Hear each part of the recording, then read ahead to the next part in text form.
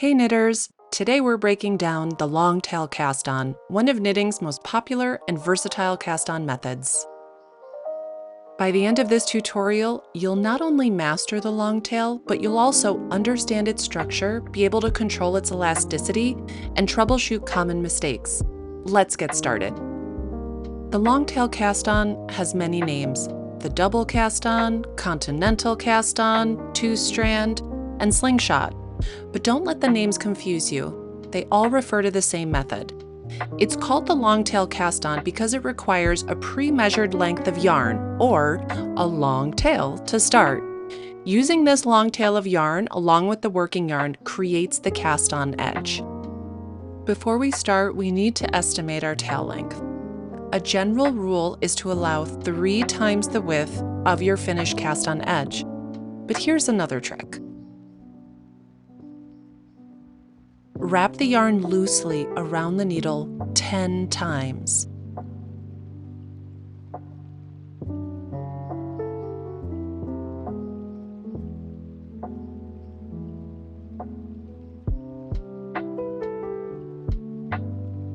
Now unwrap it.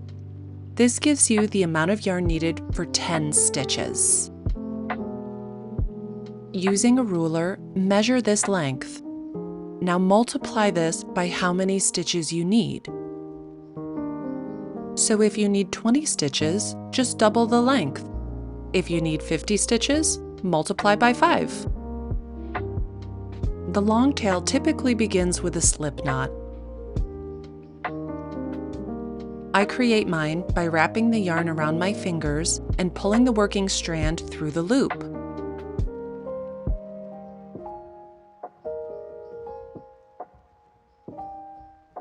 I prefer a slip knot over a regular knot so I can easily pull the knot out without damaging my yarn.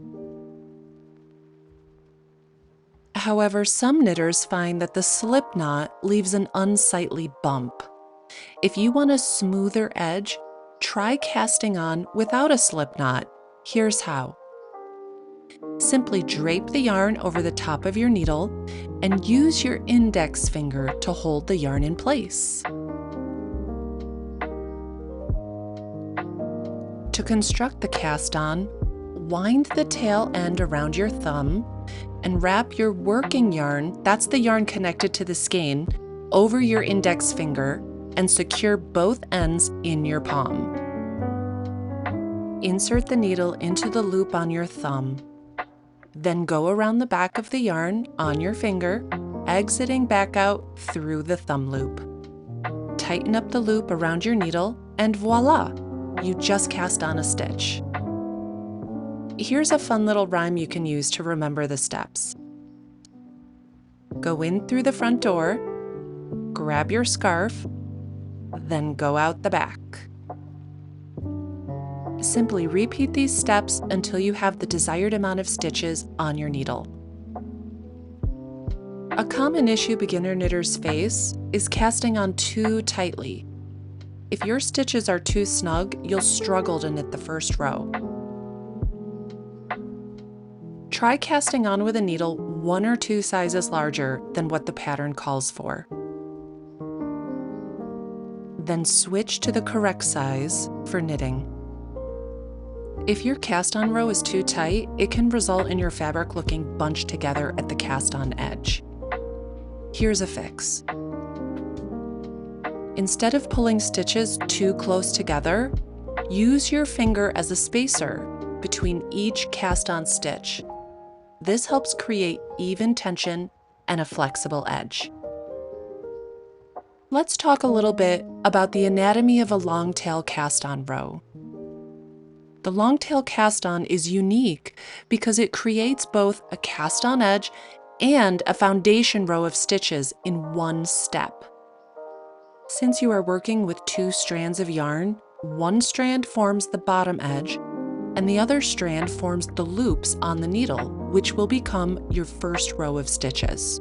One of the most important things to understand about the longtail cast-on is that it creates a distinct knit-like appearance on one side and a purl-like appearance on the other. The front side looks like a row of smooth V's. This means it naturally aligns with the right side of many patterns. The back side shows bumps like a row of purl stitches, making it look like the wrong side in many cases. Since the cast-on automatically created a knit side row, if you're working a traditional stockinette stitch, then the first row you actually knit will be purl stitches. Oops, did you drop a stitch while casting on? No worries, here's how to fix it with a crochet hook. When a cast-on stitch is dropped, it creates 2 loose strands. Take your crochet hook and position it over the back strand. Twist the hook clockwise.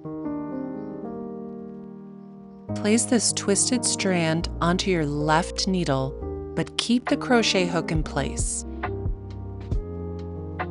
Now use the crochet hook to pick up the front strand and pull it through the twisted stitch. Slip the twisted stitch off the needle and place the newly formed loop onto the left needle. And just like that, your dropped cast-on stitch is saved. Now that you've mastered the longtail cast-on, you are ready to tackle your next project with confidence. If you found this video helpful, give it a thumbs up and don't forget to subscribe for more tutorials and knitting tips. Happy knitting, and I'll see you next time.